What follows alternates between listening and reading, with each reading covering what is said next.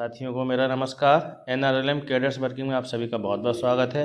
आज के इस वीडियो में हम डिस्कस करेंगे कि समूह सखी का जो मानदेय का फॉर्म भरा जाता है वह किस प्रकार से भरा जाए। यह वीडियो आपकी समझ को और बेहतर बनाने के उद्देश्य से बनाई जा रही है।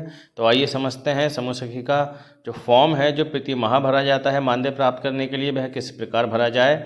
तो सबसे पहले जो हम फॉर्म सामने देख रहे हैं उस पर लिखा है समूह सखी कार्यव्रत, यानी ये फॉर्म 2 पृष्ठों में विभाजित होता है। पहला पृष्ठ आपके सामने खुला हुआ है, पहले इसे समझते हैं।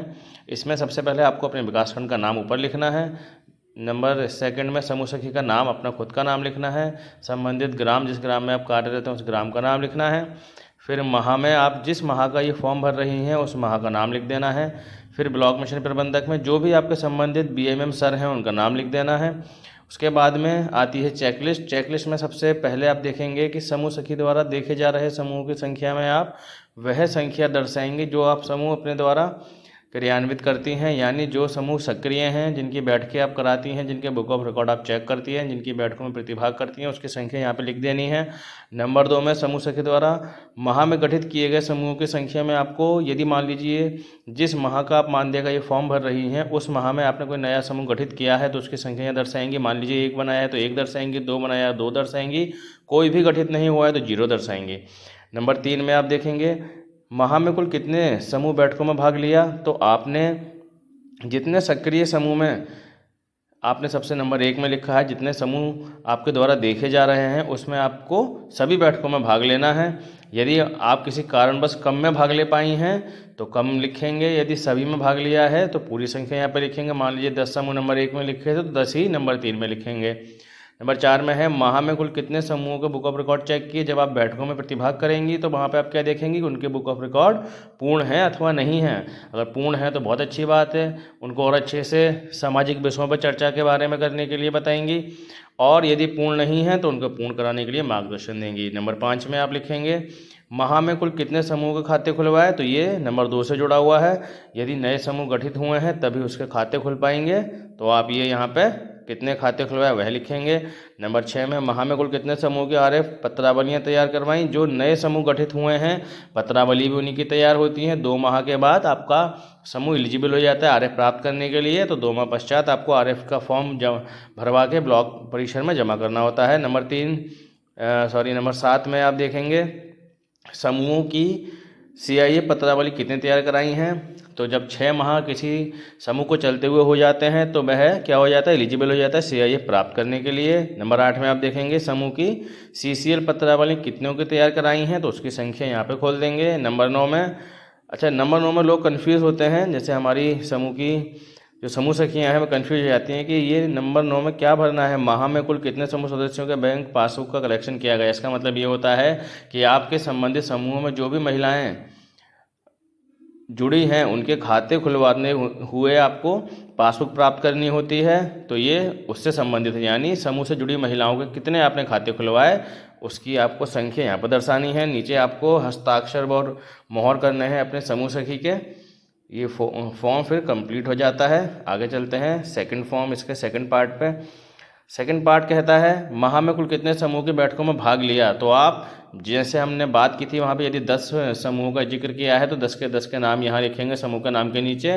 उसके बाद ग्राम का नाम तो एक ही रहेगा, तो सब आ जाएगा। यही मान लीजिए आपके द्वारा 2 ग्राम पंचायतों में देखा जा रहा है समूह का कार्य, तो आप जो समूह जिस गाँव का है उसके आगे वही नाम लिखेंगे। उसके बाद बैठक की तिथि आप देखेंगे 2 बार लिखी हुई है, तो इसका मतलब ये है कि आपको प्रत्येक समूह की बैठकों में जब भाग लेना है तो 2 अनिवार्य रूप से बैठकों में प्रतिभाग करना है। जैसे एक समूह की बैठक 1 माह में कितनी बार होती है, कम से कम 4 बार होती है, तो आपको उसमें 2 बैठकों में अनिवार्य रूप से भाग लेना है। भाग लेने के बाद आपको वहाँ पे अपने सिग्नेचर भी करने हैं उसकी बैठक में, ताकि कल को रिकॉर्ड भी रहे आपके पास।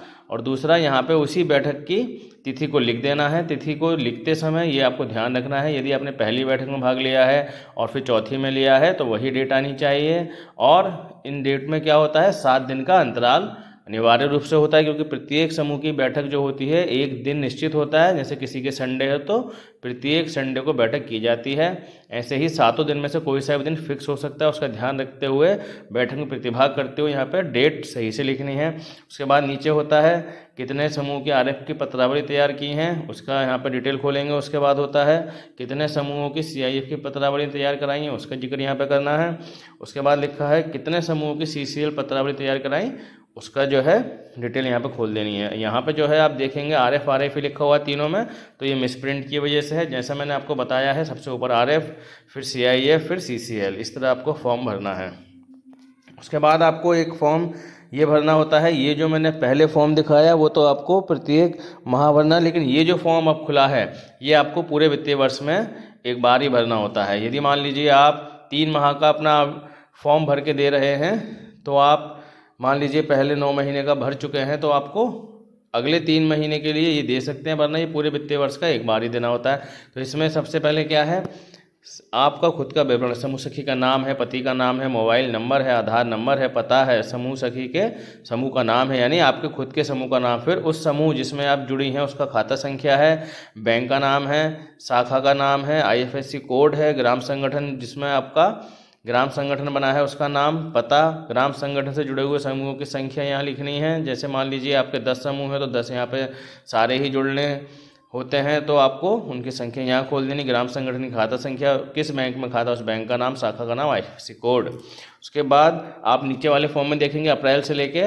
मार्च तक यानी पूरे वित्तीय वर्ष का यहाँ पे जिक्र दिया हुआ है। तो आपको सबसे पहला कॉलम देख रहे हैं नए समूह का गठन, यानी आपने जिस माह भी नया समूह बनाया है वहाँ पे दर्ज करेंगे। उसकी एंट्री 1 बनाया है मान लीजिए मई में, तो 1 मई के नीचे लिख देंगे, या किसी और माह बनाया है तो उसके नीचे लिख देंगे। उसके बाद पुराने निष्क्रिय समूहों का क्या, पुनर्गठन, तो जिस माह आपने पुनर्गठन किया है वो यहाँ लिख देंगे। उसके बाद कुल समूह की बैठक में प्रतिभाग, कितनी बैठकों में आपने प्रतिभाग किया, 4 में से कितनी बैठकों में आप गए उसका जिक्र यहाँ पे कर देंगे।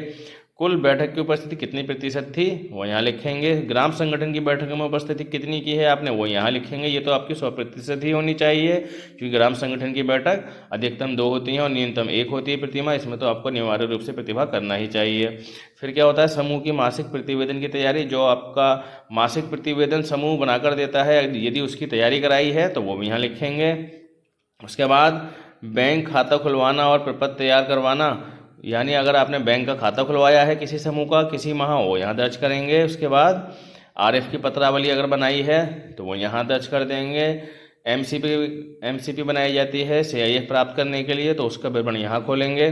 सीसीएल की पत्रावली आप बनवाते ही हैं, उसका जिक्र यहाँ खोलेंगे। किसके आगे कितना पैसा मिलता है वो भी लिखा हुआ है, और आप ऊपर देखेंगे तो कितने समूह पे कितना पैसा वो भी लिखा हुआ है। उसके बाद आप देखेंगे आधार सीडिंग हो चुकी है लगभग सभी की पूर्ण, यदि नहीं हुई है किसी की तो जिसकी कराई उसका यहाँ पे विवरण खोल देंगे। बाकी नीचे वालों को अभी आप फिलहाल के लिए छोड़ सकते हैं।